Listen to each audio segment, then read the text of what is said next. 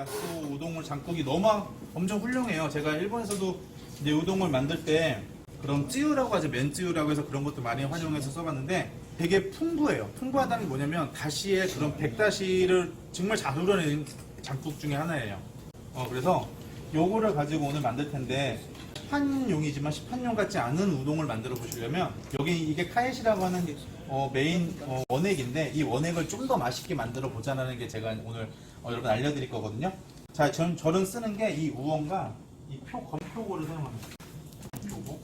건표고, 그 다음에 홍고추를 사용할 거예요. 이 세 가지 재료를 넣어서 얘를 좀 더 맛을 풍부하게 만들어 볼게요. 이 건표고 같은 경우 아시겠지만 일반 표고보다는 향이 훨씬 더 향이 좋아요. 그 다음에 소량을 넣어도 가격도 얘네가 건표도 훨씬 더 가격이 좀 저렴하긴 하죠. 훨씬까지는 아니지만 좋은 표고는 건표고는 비쌉니다. 향이 좋기 때문에 일단 우동 면에서 너무 잘 어울리는 아이템 중에 하나예요. 자, 우엉. 뿌리 채소 중에서 우엉만한 애가 없어요. 무슨 말이냐면 풍미가 좋아져요. 빨간 고추는 일본에서는 잘 쓰지는 않는데 제가 이걸 쓰는 거는 어차피 우리가 한국에서 사업을 하셔야 되고 한국에서 하시다 보니까 우동이 매우면 안 돼요. 청양고추가 들어간다는 게 아니라 빨간 고추를 줘가지고 어느 정도의 좀 감칠맛이나 좀 매운맛을 주면 더 좋겠다는 생각에 홍고추를 준비했습니다. 자, 먼저 이 우엉이 껍질을 벗기셔야 되니까 자, 우엉이 껍질을 벗깁니다. 얘를 이제 저희 장국을 넣고 끓일 건데 얘를 그냥 통으로 넣게 되면 향이 덜 빠지잖아요. 그럼 슬라이스를 해주셔가지고 얘를 같이 넣는 게 좋습니다.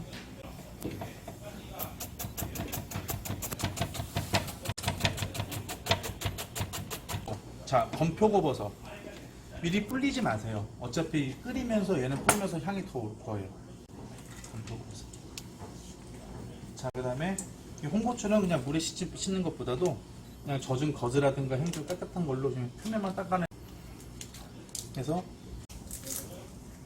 어차피 카엣이라는 거는 아까도 우리 부장님께 말씀하시면 숙성 기간이 반드시 필요해요. 바로 해서 바로 먹는 게 아니라 숙성을 해서 얘네들이 나올 수 있는 맛을 최대한 끌어내줘야 돼요. 그래야 우리가 만드는 기본 야채 육수에다가 섞었을 때 그런 풍미가 더 좋아지니까 반드시 좀 한 이틀 이상은 좀 숙성을 시켜주세요. 왜냐면 장이라는 거예요. 장은 숙성의 맛이거든요. 숙성의 미학이고 여기엔 미림과 청주를 좀 더 넣고 만들어 볼게요. 자, 보시면 카에시를 보세요. 먼저 카에시 보시면 프리미엄 진가츠 우동이 600cc가 들어가면 청주와 미림을 100씩만 섞습니다. 여기도 청주와 미림이 들어가 있어요. 들어가 있는데 좀 더 큰 풍부함을 위해서 이렇게 하고요. 미림 말고 미양이라고 하신 분, 미양은 절대 쓰시면 안 돼요, 여러분. 미양은 이게 알코올 성분이 없어요. 14%가 들어간 게 미림입니다.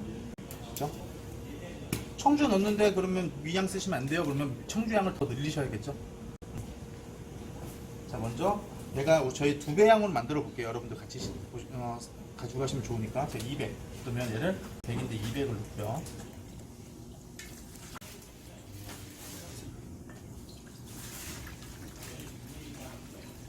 자, 미림도 200. 그 다음에 우리 프리미엄 갓조 장국을 600이니까 1200. 이게 1.8이죠. 1200이면 6개.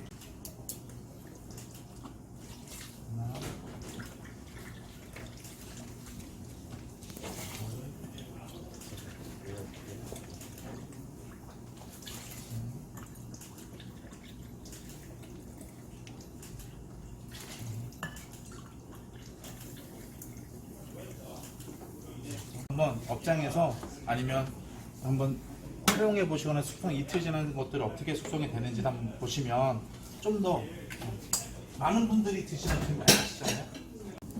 일식의 재료는 이렇게 막 우리나라처럼 거품을 막 내서 팔팔 끓이는 것들이 없어요. 육수 말고는 거의 없다고 보시면 돼요. 우리 미소 시루 같은 경우도 육수가 있으면 된장을 풀어서 그냥 얘는 젓가락으로 푹 불어먹는 문화잖아요. 식문화 자체가. 그렇기 때문에 이거 장국도 어느 정도의 다 공정이 거친 것들이잖아요. 그래서 얘를 너무 끓이지 마시고요. 한 거품이 좀 올라올 정도에서 한 10분 정도 우려내시고 얘를 그냥 체에 걸르지 마시고요. 이 상태로 그냥 한 이틀 정도 보관하신 다음에 같이 사용하시면 돼요. 이 끓인 도중에 우리가 이제 올라갈 수 있는 고명을 한번 만들어 볼 텐데 오늘 고명은 카키하게 이런 지금 앞에 있는 튀김이 있죠. 튀김을 만들어 볼 거예요. 우동에서는 중요한 게 뭐냐면 위에 올라가는 고명들이 좀 많이 큰 역할을 하는데 우동은 되게 담백한 음식이거든요. 근데 여기에 이제 같은 뭐 기름기가 있는 튀김이라든가 뭐 흔히 말하는 유부라든가 이런 것도 다 한번 튀긴 것들이고, 그 다음에 흔하게 먹는 우리가 덴카츠라고 해서 그런 튀김 볼 같은 거 있으시죠? 알죠? 그런 것들을 올려서 먹는 이유가 기름들이 같이 섞여서 먹었을 때 풍미가 훨씬 더 좋아진다는 거. 우리 분식에서 먹었던 우리 옛날 뭐 야채 튀김 같은 느낌인 거죠. 삶아진 부위를 썰어가지고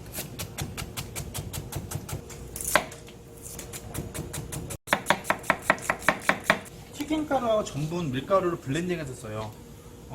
왜냐면 이제 튀김가루 같은 경우는 양파가루, 마늘가루 여러 건 전분 다 들어가 있고요.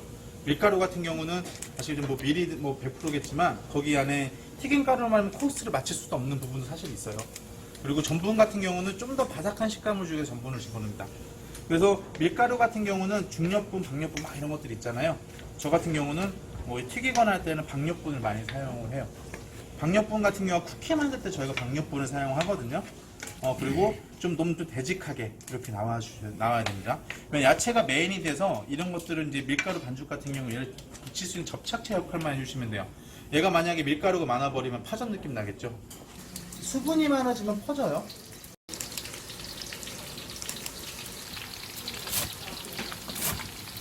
육수에 들어간 거는 양파 같은 경우는 얘를 그냥 넣지 않고 얘를 비틀어서 넣어요. 비틀면 진액이 이렇게 나오거든요. 거치게 나오는 애들은 거치게 막 빠져요. 많이 빠져요. 칼로 예리하게 잘린 애들은 요리할 때 나오는 게 부드럽게 나와서 음식을 하거나 육수 낼 때는 적합하진 않아요. 그래서 중식 애들이 막 칼로 막 때려서 집어넣는 이유가 다 이유가 있는 애들이거든요.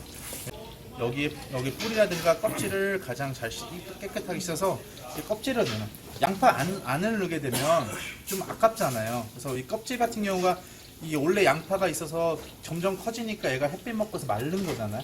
그래서 가장 광합성도 많고 가장 영양소가 많으니까 양파 껍질을 위주로 저는 사용을 합니다. 그래서 이런 것들 그냥 가게 오면 자루에 모아놨다가 이런 육수 끓일 때 적극 활용하세요. pin스로 좀 해서 넣어주시면 돼요. 여기에 다시마 한 장만 넣으시면 육수는 된 거예요. 이 육수 같은 경우는 오래 끓이실 필요가 없어요. 야채 육수 같은 경우는 2시간만 두면 센 불로 1시간 정도만 끓이시면 다 우러나오거든요. 카이시에다가 얘를 매우게 만들게 되면 우리가 이 육수랑 얘를 섞을 때 맛이 바뀔 수가 있어. 아예 육수에다 매운맛을 고정시켜 주시고 카이시는 아까 러프하게 이렇게 가서 준비하시는 게 가장 베스트라는 거. 여기 올라갈 수 있는 고명은 오늘 뭐냐면 김이 있을 거고요. 그 다음에 튀김이 있을 거예요. 또 위에 올라가는 대파. 이것들을 그냥 쓰면 너무 파의 매운 향이 전체적으로 그냥 다 감싸버려서 우동이 좀 파맛밖에 안 나요. 그래서 얘를 물에 한번 씻어 주셔야 됩니다. 가능하면 갈색깔까지 나올 수 있도록 바짝 튀겨주시는 게 좋아요.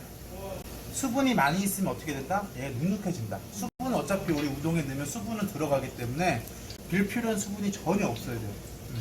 물에다가 우리 빨래 빨듯이 이렇게 비벼 빠셔야 됩니다. 비벼 빠서 매운맛을 다 없애버려야 돼요. 두껍게 썰면 어떻게 되겠어요? 끊어지겠지.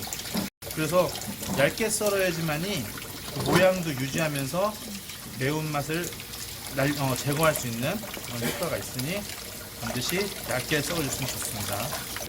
그런 느낌의 파가 준비가 돼야지만이 이 우동을 좀 더 맛있게 먹을 수 있는 방법이 돼요. 이런 갈색깔 이렇게까지 싹 뽑아 튀겨주시는 거죠.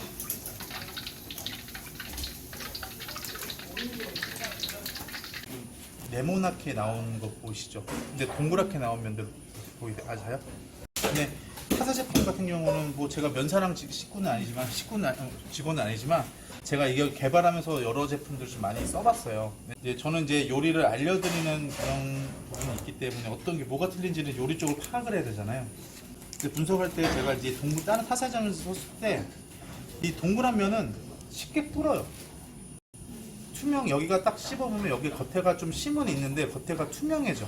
투명해진 게 뭐냐면 그런 방식이 때리는 방식 자체가 틀리기 때문에요.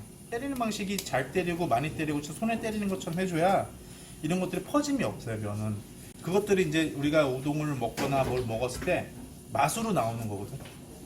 카이시를 넣고 기본적으로 요거 200cc 요거 200cc가 1인분이라고 보시면 돼요.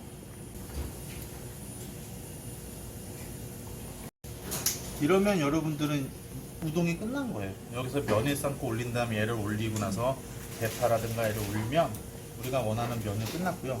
면 같은 경우는 프리면 같은 경우 제가 써보니까 1분 30초? 그러니까 업장에 따라서는 다를 수 있겠지만 끓는 물에 1분에서 1분 30초 정도 하면 좀 괜찮은 것 같아요. 여기는 여러분 삶는 법이라든가 이렇게 자세히 잘 나와 있어요. 그리고 냉동면을 넣으실 때는 여러분 얘가 풀어질 때까지 막 젓지 마세요. 어차피 얘 같은 경우는 다 한번 익혀서 나오는 거서 분냉을 시켰기 때문에 다 얘는 그냥 먹어도 되는, 씹어서 먹어도 되는 면이에요 사실. 네, 냉동되고 냉동이 풀어지기 전에 얘를 흔들어 버리면 면이 끊어지거나 그런 면이 발생할 수도 있어요. 근데 면 산업권은 거의 끊어지나, 다른 면들은 잘 끊어져요.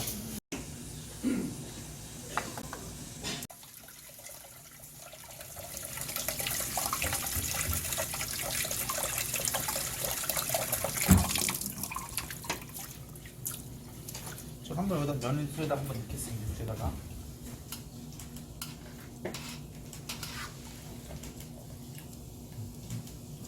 들어가야지. 얘를 넣고